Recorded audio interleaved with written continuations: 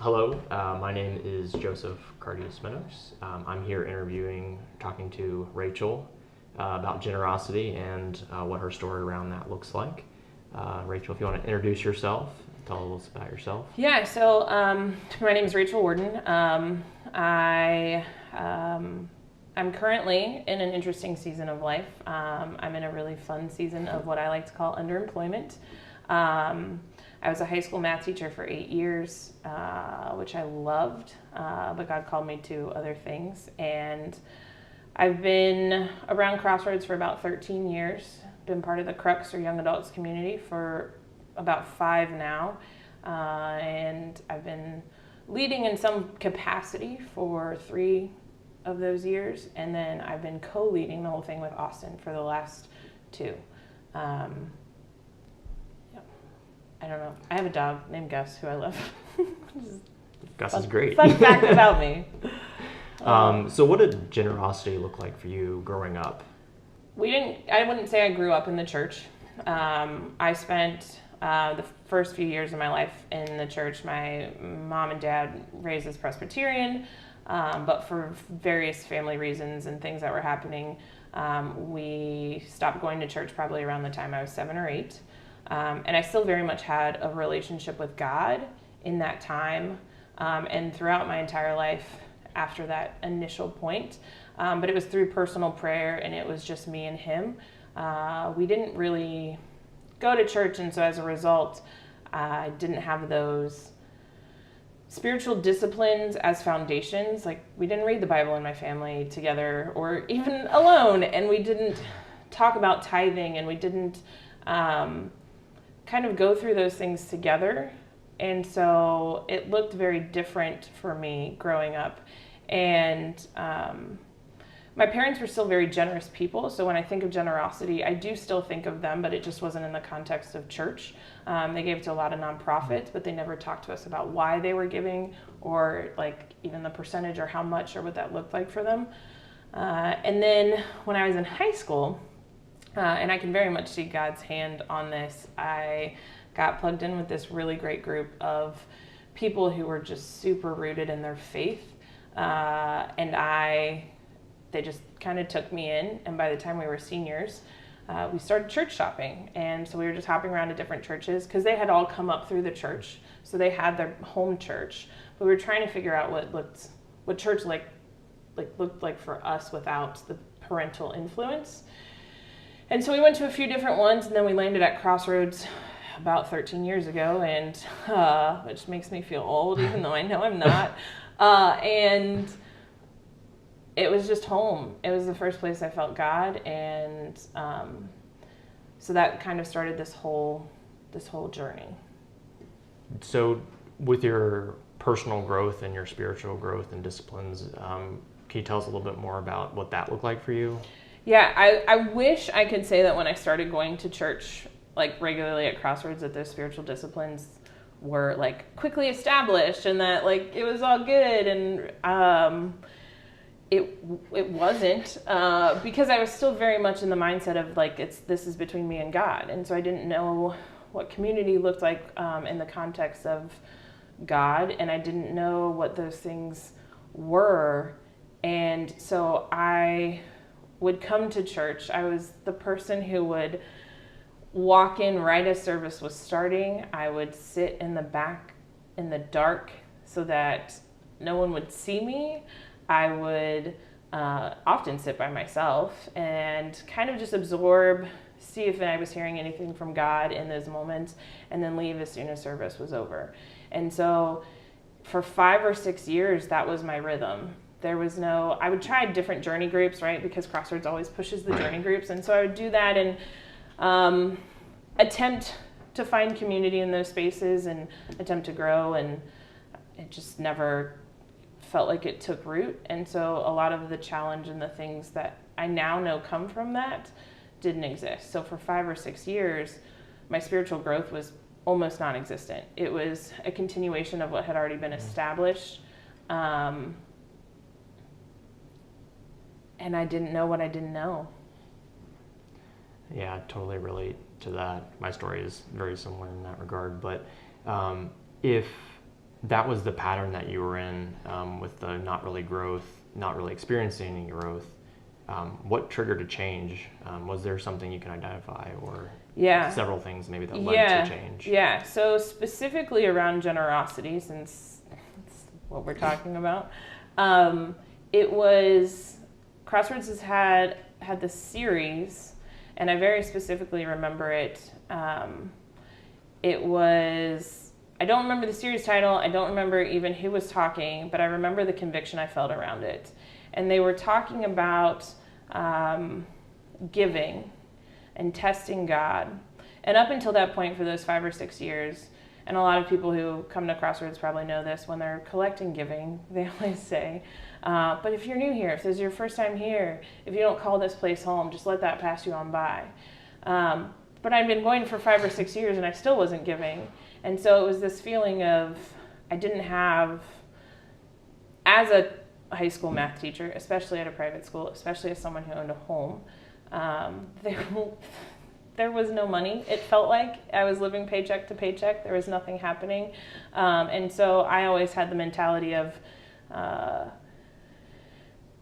others could give, but I wasn't capable, right? Like, oh no, there are other people who can give, but not me. And so this service happened and they were talking and they just said, test God. Like, just try 1%. And I think the verse they use, I'm pretty sure, was Malachi 3:10, which says something. Anyways, not important. It is important. You can look it up. It says to test God, essentially this thing of bring in the full tithe of the storehouse and just kind of test that God will provide. And so as they were asking people to up their giving or to start giving. And so they were challenging people in different ways, and they asked for just 1%. And as I was sitting there and I heard that, I was like, I can't do 1%. Like, they're asking for more than I can give. And then at the same time, I was like, but it's just a test, right? And so my thought around it was, if it's just 1% and I'm just trying it out, then I don't have to keep doing it, right? Either it'll work out or it won't. And so I could kind of just leave it up to that. And so I did. I started out with 1%, which was actually very difficult. But I did that for about a year. So around that time, you were still coming in and coming out. You weren't really engaged at all. Yeah. You've obviously been part of the young adults community for a while. What role did that play, if any? Yeah, so it was actually towards the end of that 1% year. I basically operated a full year and giving 1%, and it was often as an afterthought, and it wasn't a priority, but I did it. Mm-hmm. And so towards the end of that, in that fall and winter, was when I initially got plugged into Crux, which we now call Young Adults, but it was called Crux at the time. They were some of the most loving people, truthful people that I had encountered, and I didn't know what community in Christ looked like, and then to be around these people, and it took time and it took adjusting, but we were having conversations around this. And like I said, I didn't have the foundation. So when people were throwing around words like tithing and giving, but interchangeably, I started to have questions. And I started asking my pod leader, I started asking the other women in my pod and my small group, and we were able to have really good open conversation around it. And that was really good insight for me because I hadn't been exposed to that. Like I said, it wasn't what my parents did. And so to see these people giving in similar situations as me, of living paycheck to paycheck and still prioritizing it, it was convicting in the best way. And I was able to kind of feel like, okay, I'd done that 1% and I finished that out, and I felt the challenge around it of like, you did that, and like God's asking for more. So with those conversations and with the community giving that new challenge, when did you start tithing? Or Not then. So at that point, the mentality was still like what I could do, and so I upped it to 5%. And there was a heart shift around it of it was no longer an afterthought. It was the first thing that came out. It was still very hard, still very difficult, but I was able to do that. So what happened after, I guess, that kind of change? I know Crossroads did the I'm In campaign close to that time or around that time. Yeah. So what was like the progression? What was the next thing? So then towards the end of that 5% year was when the I'm In campaign really started to kind of take off. And I had been doing the 5% and I felt good about that. I felt comfortable. I'd hit a place where I was like, I can do this. And during one of the first weeks of the content work, you were supposed to kind of come up with a number, like a number that you thought you could give over 3 years on top of your normal giving. So in my mind, I'm like, okay, I've hit this 5%. I can regularly and faithfully give that. So what is God going to ask of me to give on top of that across 3 years? And I very, very clearly heard $1,000. And for some people, that might not sound like a lot over 3 years, but for me, when you are living paycheck to paycheck and you have a house payment and you have a dog that is depending on you, that's a lot of money to do on top of what you're already doing.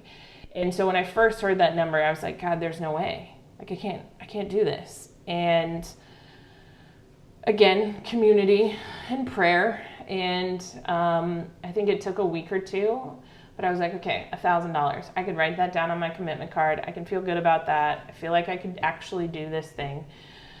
And so we came back I think it was the third week, and we were asked to sort of revisit the number again, or at least this is how I remember it.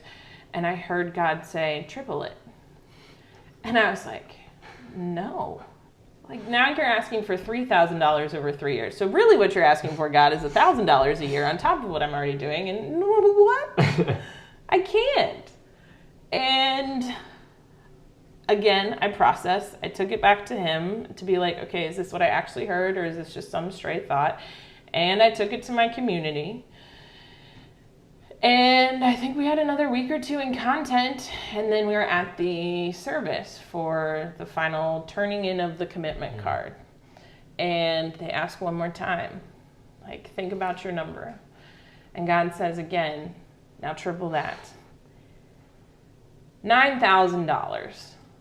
Like, even right now, I'm an emotional human. It's making me tear up. It's a lot. Like, $9,000 is a lot of money. But what I realized was it had hit the point where it would no longer be in my hands. And so I felt very strongly that I had heard $9,000. I had no idea how that was going to happen, right? There was no extra money anywhere.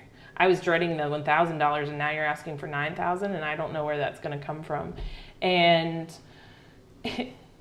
I wrote it down, and as I was handing the card in, the prayer was, I don't know how I can do this, so you have to do this, God. There's no other way. This has to be you, because this isn't me.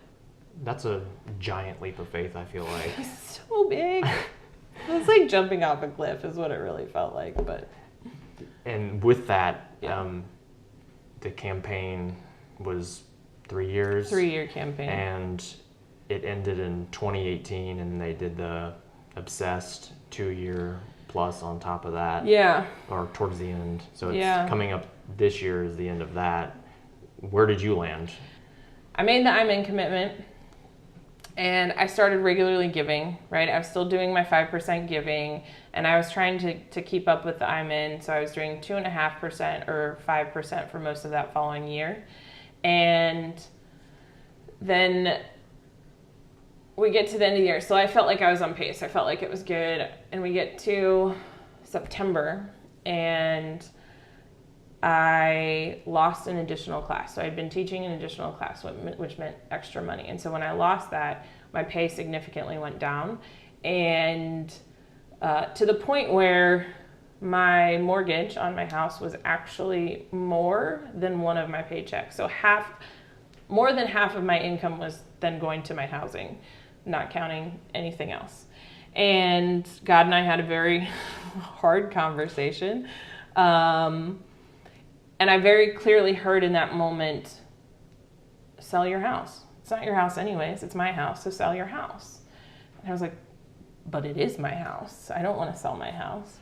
And so, again, this wonderful supportive group around me that had come out of young adults, this core group of people that I trusted to take this to, I took it to them and we all prayed about it, and we all did feel like it was what God was asking. And so within, I would say, a week or two, I was like, okay, I'm on board. I'm selling my house. Let's do it.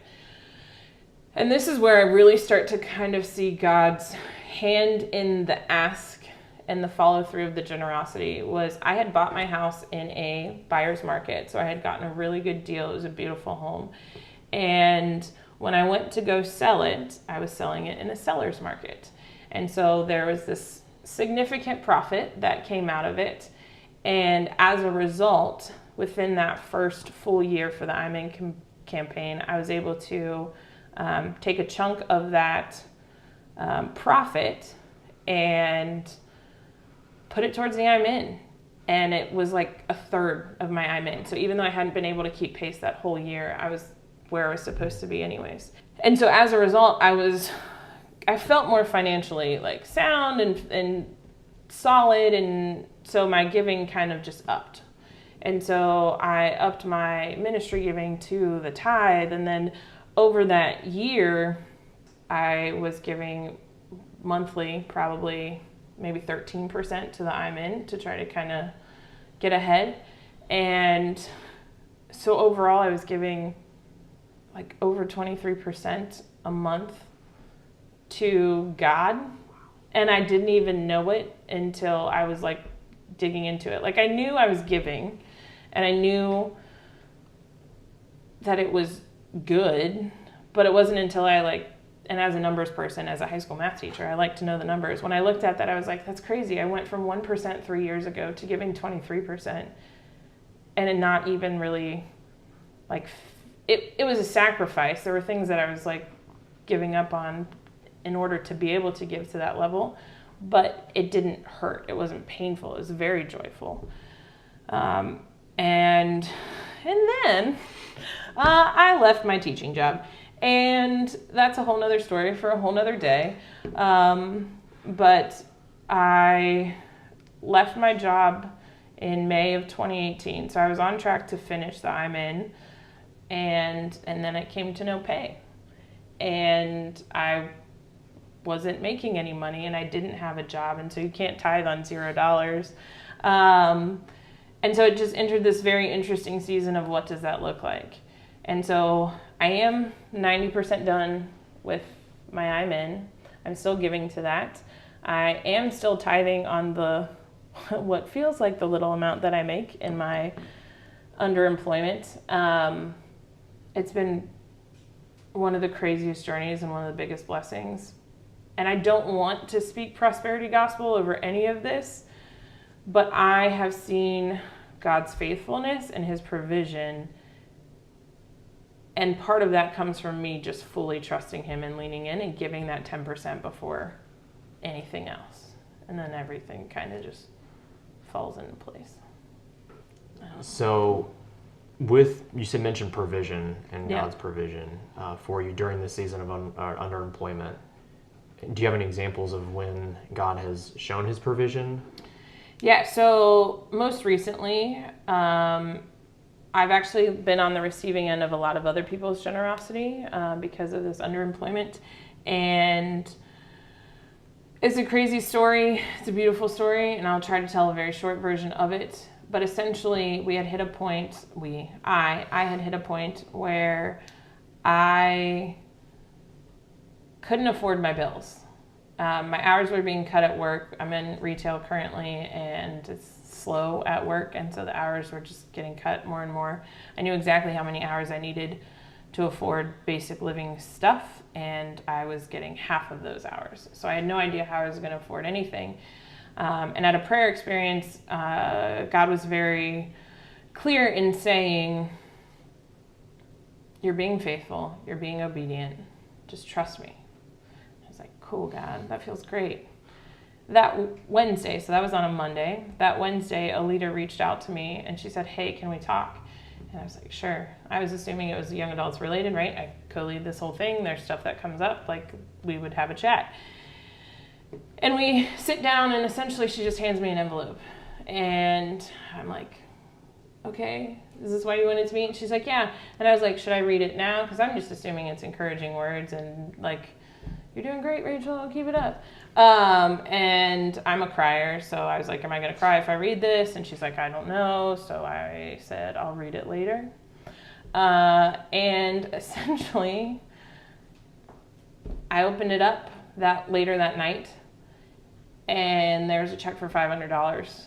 And it was astounding to me because she said, I don't know why you, like in her note, she said, I don't know why you need this, but God very specifically said this $500 is yours.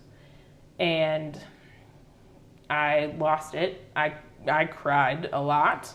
But it was what I needed to cover my bills for that time. And then that following week, my hours actually started to pick back up.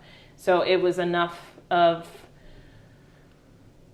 walking in that faithfulness, but also her generosity and her obedience was a blessing and an answered prayer for me. So at this point, do you have any final thoughts or words of encouragement for those people that might be teetering on the edge? And yeah, I think the biggest one is to just test him, right? Like I started with 1%, and I know how hard it can sound, and I know all the thoughts that can go through people's heads of, but you don't know my life, and you don't know my debt, and you don't know my story. And I don't, but I know my God, and my God is faithful, and my God is a provider. And I truly believe that all their needs will be met. It's not necessarily going to look how we think it should. None of this last year has looked how I thought it should. But I've never been without food. I've never been without shelter. I've never been without clothing. And on top of that, I've been blessed with these crazy, ridiculous things that I didn't even think would be possible. Again, not prosperity gospel of do this thing so you can receive this, but fully understanding that as hard and as difficult as it is, God's in it with you. And so to just try. Just see what it looks like, and see what that giving can turn into. Well, thank you for sharing your story. You. I think it's incredible the journey that you've been through in this realm of generosity, as well as your walk with God. So thank you. Thank you.